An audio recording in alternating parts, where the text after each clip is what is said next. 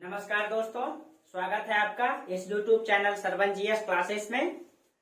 हम लोग पिछले क्लास में सभी ग्रहों के बारे में पढ़ लिए थे। आज हम लोग पढ़ेंगे अपने पृथ्वी के बारे में।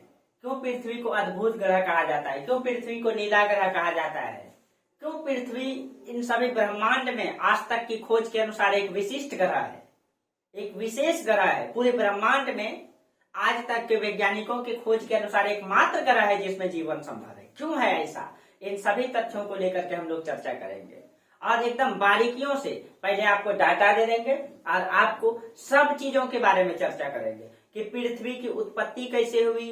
पृथ्वी पहले आप लोग एक डाटा वाला क्लास कर लीजिए, ठीक है। और डाटा के बाद तो मेरा तो तरीका ही है कि हम आपको कॉन्सेप्ट से लेकर के चलेंगे, तब आपको बताएंगे पृथ्वी की उत्पत्ति कैसे हुई, पृथ्वी क्या है, कैसे है, उन सब चीजों को लेकर के हम लोग चर्चा करेंगे।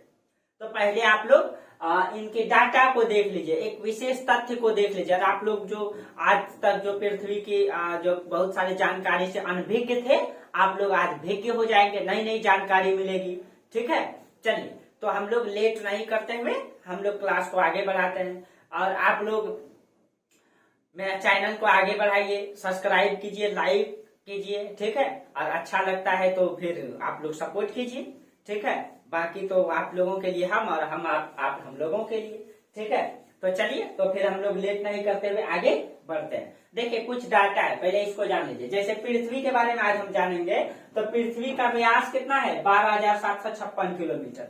देखिए, पृथ्वी का दो तीन प्रकार से व्यास हो सकता है। बोलिएगा कैसे? दो प्रकार से हो सकता है। देखिए कैसे, ये जो हमारा पृथ्वी है, ठीक है, तो पृथ्वी का जो आकार है, ये जो आकार है हमारा, तो पृथ्वी देखिए इस तरीके से बना, जैसे आप लोग ग्लोब में देखते हैं वैसे पृथ्वी नहीं है। पृथ्वी का आकार इस तरीके से है, यानी इधर भी चपटा है और उधर भी चपटा है। इस आकार को हम लोग कौन सा आकार कहते हैं? जियोड आकार कहते हैं। क्या कहते हैं इसको? हम लोग जियोड कहते हैं। ये गोल नहीं है, इधर भी चपटा है और इधर भी चपटा है, ये दोनों भाग निकला हुआ है। तो देखिए, अब जो हो जाएगा, तो ये वाला व्यास जो होगा ये अधिक होगा, और जबकि ये वाला व्यास क्या होगा, ये व्यास कम होगा। तो इसको ये देखिए, ये उत्तरी ध्रुव और ये हो गया दक्षिणी ध्रुव, तो ये नॉर्थ पोल और ये साउथ पोल, ठीक है। तो उत्तरी ध्रुव और दक्षिणी। तो अगर क्वेश्चन पूछेगा ध्रुव व्यास, ध्रुव का मतलब क्या? दक्षिणी से उत्तरी ध्रुव। तो ध्रुव व्यास अगर पूछेगा आपसे, तो 12,756 ये, 12,000 ध्रुव व्यास और अक्षांश व्यास आपका 12,756 किलोमीटर, 12,756, और ध्रुव व्यास है आपका 12,075 किलोमीटर, 12,075। देखिए, तो आपका ध्रुव व्यास जो है यानी ये कम होगा, क्योंकि पृथ्वी जैसे कि देखिए ग्लोब को आपको दिखा रहे हैं, ये देखिए ये जो ग्लोब है कितना अच्छा गोल बना हुआ है, लेकिन ऐसा नहीं है, ये भाग चपटा है और ये भाग भी चपटा है, इसलिए तो ये वाला व्यास कम होगा। ये दोनों भाग देखिए, ये निकला हुआ है पेट टाइप का, ठीक है, तो ये इधर भी निकला इधर, तो ये वाला व्यास ज्यादा होगा, ये व्यास, ठीक है। इसको कहते हैं हम लोग अक्षांश व्यास। क्या कहते हैं इसको? अक्षांश व्यास 12,756 किलोमीटर। पूछेगा ध्रुव व्यास 12,075 किलोमीटर, ठीक है। तो व्यास आपका, तो ये देखिए 12,056 किलोमीटर अक्षांश व्यास है आपका, ठीक है। चलिए, अब कुछ परिक्रमण काल, तो देखिए ये जो परिक्रमण काल है 365 दिन 5 घंटा 56 मिनट 46 सेकेंड। इसको भी आगे कॉन्सेप्ट बता देते हैं। आप लोग जानते हैं ना, लीप ईयर होता है साल में। देखिए अब इसको बताते हैं। जैसे समझिए थोड़ा सा, जैसे पृथ्वी है तो वह सूर्य का चक्कर काटती है, ठीक है। ये मान लीजिए ये सूर्य है, तो ठीक है, सूर्य का जो चक्कर काटती है वो आयताकार मतलब अंडाकार पथ में, ठीक है, ये अंडाकार पथ में चक्कर काटती है। जब ये चक्कर काटती है, ये चारों तरफ जब घूम जाती है, इसको यहाँ तक आने में इसको समय लगता है 365 दिन 5 घंटा, ठीक है, 56 मिनट, ठीक है, और 46 सेकेंड लगता है। लेकिन हम लोग एक साल में कितना लेते हैं? हम लोग एक साल में 365 दिन ही लेते हैं एक साल का, यानी कि 3 साल के बाद जो चौथा साल आता है वो लीप ईयर होता है 365 दिन का, 366 दिन का होता है। कैसे? जैसे 2020 लीप ईयर है, अब 2024 लीप ईयर होगा, यानी लीप ईयर का मतलब 366 दिन का साल, ठीक है। उसमें क्या होता है, देखिए हम लोग क्या लेते हैं, 365 दिन का साल लेते हैं। अब देखिए ये 5 घंटा 56 मिनट 46 सेकंड तो बच जाता है। अब 5 घंटा 56 मिनट 46 सेकंड का मतलब लगभग लगभग 6 घंटा, लगभग लगभग कितना 6 घंटा। अब देखिए, अब मान लीजिए, अब देखिए 2020, 2021, 2022, 2023, ठीक है, 2023 और 2024। अब देखिए 2000, मान लीजिए 2024 लीप ईयर हुआ 366 दिन का। अब देखिए तो हर एक साल कितना घंटा बढ़ जाता है, 6 घंटा। 2021 में 6 घंटा बढ़ेगा, 2022 में 6 घंटा बढ़ेगा, 2023 में 6 घंटा, और 2024 में जब 6 घंटा बढ़ेगा तो 6 घंटा 6 घंटा 6 घंटा 6 घंटा 2024वां वाला जो 6 घंटा होगा वो 24 घंटा में बदल जाएगा। और आपको पता है 24 घंटा का मतलब एक दिन होता है। इसका मतलब पृथ्वी जो चारों तरफ घूमती है 365 दिन 5 घंटा 56 मिनट 46 सेकेंड। लेकिन जब चौथा साल फिर आता है तो उसका 24 घंटा बढ़ जाता है। इसीलिए जो 2024 में साल आएगा वो 24 घंटा बढ़ जाएगा, एक दिन बढ़ जाएगा, तो 366 दिन। उसी को हम लोग क्या कहते हैं, लीप ईयर कहते हैं। ठीक है, यानी कि ये पृथ्वी जो है 365 दिन 5 घंटा 56 मिनट 46 सेकंड में चक्कर काटता है, लेकिन हम लोग लेते हैं 365 दिन, और उसी को जोड़ करके चौथा साल लीप ईयर में डाल देते हैं। ठीक है, चलिए इसका परिभ्रमण काल 23 घंटा 56 मिनट 4 सेकंड, और हम लोग ले लेते हैं 24 घंटा। ठीक है, 24 घंटा। अब देखिए इसका औसत घनत्व, और आपको पता है पूरा सौरमंडल में सबसे अधिक घनत्व इस पृथ्वी का ही है। इस पृथ्वी का घनत्व जो है सबसे अधिक है, सबसे अधिक। ठीक है, तो सबसे अधिक घनत्व पृथ्वी का ही। हम लोग इसमें पाप फैला दिए, दाब चाप करके इसका घनत्व बढ़ा दिए। इस ये कारण नहीं है, कारण है कि ये जो मिट्टी का बना हुआ है। ठीक है, अब देखिए इसका वायुमंडल में कौन कौन सा गैस पाया जाता है, नाइट्रोजन 78%, ऑक्सीजन 21%, कार्बन डाइऑक्साइड 0.03%। ठीक है, और बाकी जो बच गया आपका वो मीथेन सीथेन बहुत कम मात्रा में है। इसका झुकाव है 23.5 डिग्री। देखिए अब आपका ये अब बोलिए कि अब मान लीजिए हम गोल पिंड बनाएंगे, इसका झुकाव पता चलेगा कैसे झुकाई, तो पूरा गोल है, इसको हवा में रखे पता चलेगा नहीं। इसीलिए ये कैसा है, ये देखिए ये इस तरीके से चपटा है, और इसको अगर झुका हुआ बनाते हैं तो अब कैसे पता चलता है। अब देखिए इसको अगर आप झुका हुआ बनाइए इस तरीके से, इसको झुका हुआ बनाइए ये इस तरीके से। अब देखिए अब आपको लग रहा है कि ये झुका हुआ होना चाहिए कैसे, एकदम सीधा, लेकिन कैसे है, झुका हुआ है। तो ये चपटा है तब पता चलता है। अगर पूरा गोल रहेगा, पूरा ये गोल रहेगा, इसको किसी तरह रखे पता चलेगा, नहीं चलेगा। इसमें ये डंटी नहीं लगा हुआ है, ये जो आप ग्लोब में डंटी देखते हैं ये टेबुल में रखने के लिए है। ठीक है, इसमें पृथ्वी में ऐसा कोई डंटी नहीं लगा हुआ है। ठीक है, चलिए अब देखिए, अब उसके बाद झुकाव। अब इसे सूर्य से दूरी, अब कहेंगे तीनों दूरी क्या होता है, तीनों दूरी का मतलब क्या हो गया। देखिए जो मतलब कि पृथ्वी जो चक्कर काटती है सूर्य का, ठीक है, वो अंडाकार पथ में काटती है, अंडाकार पथ में। ठीक है, तो मान लीजिए ये सूर्य है, तो अंडाकार पथ में चक्कर काटने का मतलब हो गया ऐसे करके चक्कर काटती है, ऐसे करके। अच्छा से बना देते हैं ताकि समझाने में ठीक रहे। ठीक है, एकदम ऐसे करके चक्कर काटती है। ठीक है, ये है। अब देखिए जब ये चक्कर काटती है तो ये मान लीजिए एक समय में यहाँ पृथ्वी रहता है, एक समय में यहाँ, एक समय में यहाँ, एक समय में यहाँ। यहाँ पे देखिए सबसे नजदीक है, यहाँ पे सबसे दूर है। ठीक है, इस तरीके से तो सबसे कभी पृथ्वी जो है, कभी पृथ्वी सूर्य से दूर रहता है, कभी नजदीक रहता है। ठीक है, फिर कभी नजदीक कभी दूर। इसका मतलब हो गया कि पृथ्वी का सूर्य से अधिकतम दूरी, अधिकतम दूरी कितना है, तो अधिकतम दूरी अगर बोलेगा तो 15.21 करोड़ किलोमीटर, 21 करोड़ किलोमीटर। ठीक है, करोड़। और न्यूनतम दूरी जब ये नजदीक होता है तो यहाँ पे 15.21 करोड़, और जब ये नजदीक होता है तब 14.70 करोड़ किलोमीटर, 70 करोड़ किलोमीटर। जब ये नजदीक होता है तो 14.70 करोड़ किलोमीटर। एवरेज बोलेगा, औसत, यानी हर जगह को मिला करके, तब आप बोलेंगे कि 14.98 करोड़ किलोमीटर, 98 करोड़ किलोमीटर। ठीक है, तो ये 3 प्रकार से दूरी हो जाएगा। ठीक है, 3 प्रकार से दूरी हो जाएगा। समझ में आया आपको। ठीक है, आकृति, तो आकृति ये किस आकार का है, जियोड। ये गोल नहीं है, ये कैसा है, जियोड है। सामान्य भाषा में हम लोग गोल कह देते हैं, नारंगी के तरह गोल। क्यों, देखिएगा नारंगी का ऊपर वाला भाग भी चपटा रहता है, नीचे वाला भाग भी, इसीलिए हम लोग कह देते हैं नारंगी के तरह गोल है, लेकिन उसको ज्योग्राफी की भाषा में जियोड कहा जाता है। ठीक है। अब देखिए परिक्रमण मार्ग की लंबाई, जब ये चक्कर काटती है यहाँ से यहाँ तक जो दूरी तय करती है उसकी लंबाई 96 करोड़ किलोमीटर है। इस सब तथ्य को जानिए, आप पृथ्वी पे रहते हैं, कम से कम इसके बारे में हर चीज की जानकारी रखिए आप, ठीक है। उसके बाद हाँ, जब सूर्य का प्रकाश पृथ्वी तक पहुंचने में कितना समय लगता है, लगभग 8 मिनट 20 सेकेंड, ठीक है। 8 मिनट 20 सेकेंड यानी कि 500 सेकेंड। तो 8 मिनट 20 सेकेंड, तो 8 मिनट में कितना सेकेंड, तो 60 सेकेंड, तो 8 छके 48 न, 280 या प्लस 20 500 सेकेंड हो गया, ठीक है। तो सेकेंड अगर बोलेगा तो 500।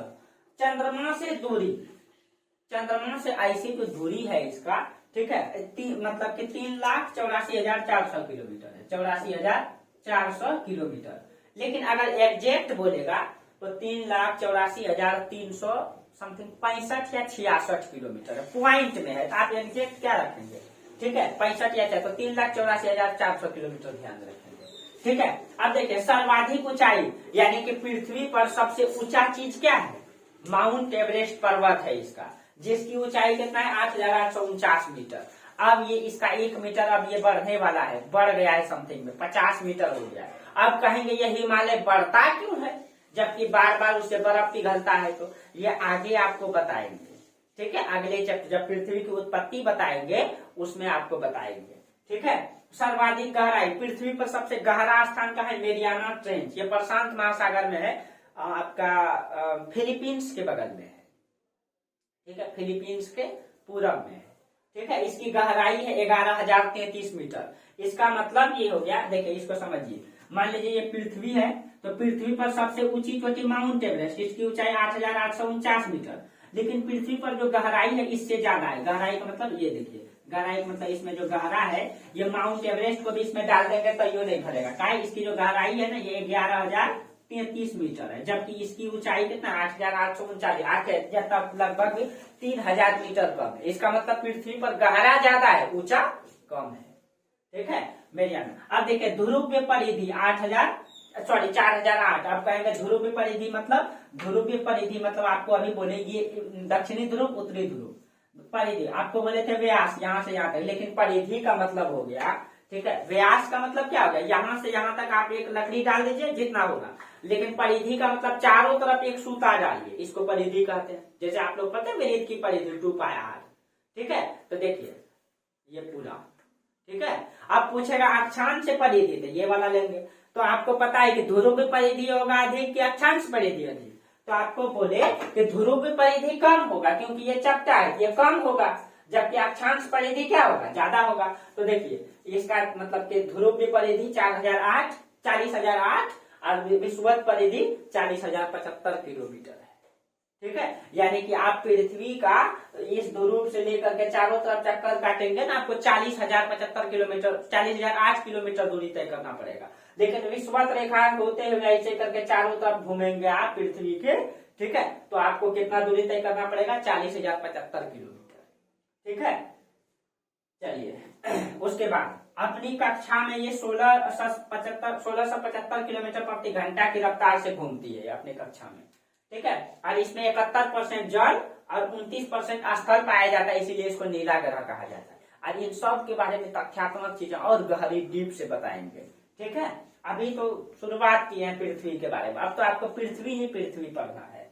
पृथ्वी पर दिन और रात की अवधि को जो विभाजित करने वाली वृत्त है उसको प्रदीप्त वृत्त कहा जाता है, ठीक है। तो ये तो तथ्यात्मक चीजें है। हाँ, पृथ्वी का एक आपको पता है कि मतलब कि एक और चंद्रमा है, यानी उपग्रह है जो चंद्रमा है, यानी कि पृथ्वी जब सूर्य की चक्कर काटती तो चंद्रमा इस मतलब पृथ्वी की चक्कर, मान लीजिए ये है तो ये पृथ्वी के चक्कर चंद्रमा काटते हैं, घूमते रहते जहां भी रहे, ठीक है, इस तरीके से। तो थोड़ा सा हम लोग चंद्रमा के बारे में देख लेते हैं आगे, ठीक है। इसको हम लोग मिटा करके चंद्रमा के बारे में देख लेते हैं कि चंद्रमा का क्या क्या तथ्यात्मक चीजें हैं, उसको हम लोग देख लेते हैं चंद्रमा के बारे में, ठीक है। चलिए तो पहले हम चंद्रमा के बारे में देखते हैं। चलिए अब हम लोग चंद्रमा के बारे में बात करते हैं, ठीक है। तो चंद्रमा के बारे में कुछ डाटा देख लीजिए आप लोग, ठीक है, फिर हम आगे चर्चा करेंगे, ठीक है। तो देखिए मून, चंद्रमा के बारे में आज हम लोग बात करेंगे। जैसे पृथ्वी से इसकी औसत दूरी, पृथ्वी से न्यूनतम दूरी, पृथ्वी से अधिकतम दूरी। ठीक है, तो आपको जैसे पता है जिस तरीके से ये देखिए, जैसे कि आपका सूर्य है, कई बार चर्चा कर चुके हैं। तो सूर्य के चारों तरफ अंडाकार कक्ष में कौन चक्कर काटती है? पृथ्वी। ठीक है, यहाँ पे पृथ्वी चक्कर काटती है। ठीक है, और पृथ्वी ये आपका क्या है? ये आपका पृथ्वी है। और पृथ्वी की अंडाकार कक्ष में कौन चक्कर काटती है? तो पृथ्वी के अंडाकार कक्ष में आपकी चंद्रमा का चक्कर काटती है ना। पृथ्वी के जैसे पृथ्वी चारों तरफ घूमते जाती है, चंद्रमा भी इसके चारों तरफ घूमते घूमते पृथ्वी की भी चक्कर काटती है। ठीक है, तो अब देखिए, अब हमको देखना क्या है? पृथ्वी और चंद्रमा। ठीक है, तो अब ये आपका पृथ्वी और पृथ्वी के चारों तरफ कौन चक्कर काटती है? चंद्रमा चक्कर काटती है। ठीक है, तो देखिए चंद्रमा कभी जो है पृथ्वी के नजदीक होती है, कभी दूर होती है। तो देखिए जब पृथ्वी से न्यूनतम दूरी होती है तो कितना? 3,00,000 ठीक है 62,600 किलोमीटर न्यूनतम दूरी। जब अधिकतम दूरी होती है 4,54,100 किलोमीटर। ठीक है, तो देखिए जब जब चंद्रमा पृथ्वी से अधिकतम दूरी होती है तो उस समय इसकी दूरी कितनी होती है? 4,54,100 किलोमीटर। जब न्यूनतम दूरी होती है 3,62,600 किलोमीटर। जब औसत दूरी होती है तो 3,84,365 किलोमीटर औसत दूरी है। देखिए जब चंद्रमा पृथ्वी से अधिक दूरी पर होती है तो उसको उपभू कहा जाता है, उपभू। और जब नजदीक होती है तो उसको अपभू कहा जाता है। आपको पृथ्वी में एक चीजें बताना भूल गए, जैसे पृथ्वी जब सूर्य से दूर होती है और जब नजदीक होती है। ठीक है, तो जब पृथ्वी से नजदीक होती है तो उस स्थिति को कहा जाता है अपसोर। क्या कहा जाता है? अपसोर। ठीक है, और जब दूर होती है तो उसको कहा जाता है उपसोर, उपसोर। ठीक है, तो ये दो स्थिति होती है आपकी। ठीक है, तो अपसोर जब दूर होती है तो दूर उल्टा हम बता दिए आपको लगता है। ठीक है, मतलब यहाँ पे उल्टा हो गया। जब देखिए पृथ्वी से अधिक दूरी कितना होगा? तो 15.21 करोड़ किलोमीटर जब होगा तो इसको कहा जाता है अपसोर, अपसोर। और जब नजदीक होगा तो इस समय दूरी कितना होगा? 14.70 किलोमीटर। इसको कहा जाता है उपसोर, इसको कहा जाता है उपसोर। जस्ट इसी तरह यहाँ पे देखिए जब ये नजदीक होगा तो उपभू, क्योंकि पृथ्वी के अंदर है। पृथ्वी भू मतलब क्या? पृथ्वी। ठीक है, तो उपभू अंदर है तो उपभू। ठीक है, तो यहाँ पे अंदर है तो अपसोर, सॉरी उपसोर। ठीक है, उपसोर, यहाँ उपभू, यहाँ पे उपसोर। ठीक है, तो इस तरीके से आपको ध्यान में रखना है। ठीक है, तो जब ये हो गया आपका। उसके बाद व्यास, व्यास कितना है? व्यास है इसका 3476 किलोमीटर। ठीक है, यहाँ आपको समझ में आया? एक सेकंड दोस्तों, अपसोर अधिकतम दूरी रहेगा तो अपसोर ठीक है, उपभू ठीक है। चलिए हाँ देखिए इसका मतलब व्यास कितना है? ये जो आपका मान लीजिए ये चंद्रमा है तो इसका व्यास कितना है? इस तरीके से इसका है 3476 किलोमीटर। ठीक है, इसमें गुरुत्वाकर्षण इसका पृथ्वी से इसके 1/6 का मतलब जैसे आपका यहाँ पे 100 kg वजन है तो चंद्रमा पे आपका 100 का 6ठा भाग ही होगा। चंद्रमा पे ग्रेविटी गुरुत्वाकर्षण कम है। जैसे पृथ्वी पर आप 1 फीट छलांग लगाएंगे, चंद्रमा पर 6 फीट का छलांग लगा लेंगे।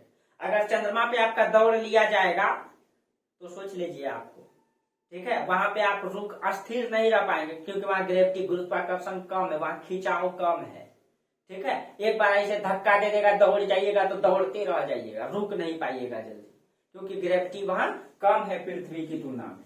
ठीक है, अब देखिए इसका परिक्रमण काल का मतलब चारों तरफ कितना दिन में? तो 27 दिन 7 घंटा 43 मिनट 11.47 सेकेंड में ये क्या करती है? परिक्रमा करती है। अब परिभ्रमण काल भी सेम टू है, इसीलिए हमेशा चंद्रमा का देखिएगा एक ही भाग दिखाई देता है, हमेशा एक ही भाग दिखाई देगा, इसी कारण से क्योंकि उसका परिक्रमण काल और परिभ्रमण काल लगभग एक है। ठीक है, और पृथ्वी का भी लगभग देखिए मिलता जुलता है। इसका घनत्व जो है पृथ्वी की तुलना में 0.6 मानिए आप। इसका जो तापमान है 100 डिग्री दिन में होता है, रात में -180 डिग्री सेल्सियस तापमान तक पहुंच जाता है। ठीक है, अब देखिए यहाँ पे जो सबसे ऊंची चोटी है लिबनिट्ज पर्वत है, वहां जो चंद्रमा में दिखाई देती है, चंद्रमा का सबसे ऊंची चोटी लिबनिट्ज पर्वत है। और इसका जो प्रकाश देखिए, चंद्रमा के पास अपना प्रकाश नहीं है वो सूर्य का प्रकाश से प्रकाशित होती है। लेकिन जब उसका जब प्रकाश उसमें लगता है तो रिफ्लेक्ट करके उसका प्रकाश पृथ्वी पर आती है, तो पृथ्वी पर उसका प्रकाश को आने में 1.3 सेकेंड लगता है।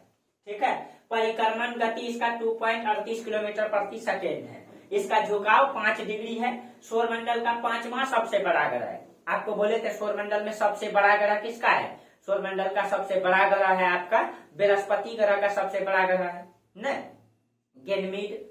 उसके बाद आपका टाइटन है। ठीक है, उस 5वां ग्रह आपका ये है। दिखाई इसका जो हमेशा जो दिखाई देता है, ठीक है, चंद्रमा जो हम लोगों को दिखाई देता है उसका 57% भाग ही हम लोगों को हमेशा दिखाई देता है। ठीक है, उससे ज्यादा हम लोग उसका पीछे वाला हिस्सा कभी दिखाई नहीं देता है। ठीक है, चंद्रमा का अध्ययन को सोलनोलॉजी कहा जाता है। ठीक है, चंद्रमा का अध्ययन को सोलनोलॉजी कहा जाता है। अब देखिए, चंद्रमा पर भारत ने 2 मिशन छोड़ा, चंद्रयान 1 और चंद्रयान 2। चंद्रयान 1 2008 में 22 अक्टूबर 2008 को छोड़ा गया था। चंद्रयान 2 22 जुलाई 2019 को। चंद्रयान 1 के बारे में, चंद्रयान 2 के बारे में पूरा डिटेल्स चर्चा करेंगे। पीएसएलवी क्या है, जीएसएलवी क्या है, ठीक है, कैसे छोड़ा गया, कौन मतलब ऑर्बिटर क्या है, लॉन्चर क्या है, व्हीकल क्या है, इन सब के बारे में आपको चर्चा करेंगे। जब चंद्रयान 1 और चंद्रयान 2 का आपका एक स्पेशल क्लास लेंगे तो उसमें पूरा डिटेल से चर्चा करेंगे। ठीक है, चलिए, भारत ने ये 2 मिशन छोड़ा है। इसके अलावा अगर मिशन की हम बात करें, पायोनियर मिशन छोड़ा है किसने? यूनाइटेड स्टेट ने। ठीक है, कब? 17 अगस्त 1958 को ये फेल हो गया था। उसके बाद लूना 1 छोड़ा है यूएसएसआर ने, 4 जुलाई 1959 को ये सफल हो गया था। ठीक है, उसके बाद चेंज 1 चीन ने छोड़ा है 2007 में। स्पुतनिक 25 यूएसएसआर ने छोड़ा है। उसके बाद नासा ने इस पे रेंजर छोड़ा है, सर्वेयर छोड़ा है। ठीक है, एक्सप्लोर 33 छोड़ा है, लॉन्च ऑर्बिट छोड़ा है। ठीक है, ये सारे मिशन छोड़ा है। और आपको पता है कि अपोलो मिशन जब छोड़ा गया था 6 जुलाई 1969 को, इसी के साथ जो है कि चंद्रमा पर 3 व्यक्ति गया था। नील आर्मस्ट्रांग के साथ 2 व्यक्ति और गए थे। तो चंद्रमा पर जो मिशन उतारने वाला पहला जो मिशन था वो अपोलो था। वो कौन था? वो अपोलो, जो अमेरिका द्वारा छोड़ा गया था। ठीक है, उसके बाद चंद्रमा पर व्यक्ति उतारने के लिए अभी तक कोई सफल नहीं रहा है। ठीक है, तो ये सारा आपका चंद्रमा का फैक्ट रहा। ठीक है, कुछ सारे तथ्यात्मक चीजें थे। अब देखिए, अगले क्लास में आप लोगों को चर्चा करेंगे पृथ्वी की उत्पत्ति। लेकिन पृथ्वी की उत्पत्ति से पहले कुछ चीजें हम लोग पढ़ लेंगे, जैसे क्षुद्र ग्रह क्या है, ठीक है, जैसे सुपर मून क्या होता है, ब्लू मून, ब्लड मून, ठीक है, चंद्र ग्रहण, सूर्य ग्रहण, इन सब चीजों के बारे में पढ़ लेंगे और कुछ आपको स्पेशल तथ्य बता देंगे। उसके बाद हम लोग पृथ्वी की उत्पत्ति से आएंगे और पृथ्वी की उत्पत्ति से फिर हम लोग रनिंग करेंगे तो एकदम डिटेल से चर्चा चलता ही रहेगा। ठीक है, तो आज जो है यहीं तक हम लोग का रहने दीजिए। ठीक है, फिर हम लोग जो चर्चा करेंगे अगले क्लास में, इन जो चीजें हम लोग का छूट गया है वो सब कल चर्चा कर देंगे। ठीक है, और हो सकेगा टाइम अगर बच पाएगा तब आप लोगों को पृथ्वी की उत्पत्ति पढ़ाएंगे, क्योंकि पृथ्वी की उत्पत्ति लंबी क्लास है, इसीलिए हो सकता है कि परसों से स्टार्ट हो। लेकिन एकदम बेहतरीन तरीके से कब हिमालय पर्वत बना, कब मानव आया, कब मतलब हिमालय पर्वत मतलब भारत जो है विभाजित टुकड़ों में बटा, गोंडवाना लैंड, अंगारा लैंड, इन सब के बारे में, पेंजिया, पेंथालासा, ये सब क्या है, ये सब चर्चा करेंगे आपका। ठीक है, तो आज जो है यहीं तक रहने दीजिए। ठीक है, आप लोगों को अगर अच्छा लगता है तो लाइक कीजिए, सब्सक्राइब कीजिए, आगे बढ़ाइए इसको। ठीक है, चलिए, तो आज हम लोग यहीं तक चर्चा करेंगे। ठीक है, आप लोग मतलब मेरा वीडियो देखते हैं, पूरा वीडियो देखते हैं, इसके लिए बहुत बहुत धन्यवाद आप लोगों को। चलिए, बहुत बहुत धन्यवाद, थैंक यू।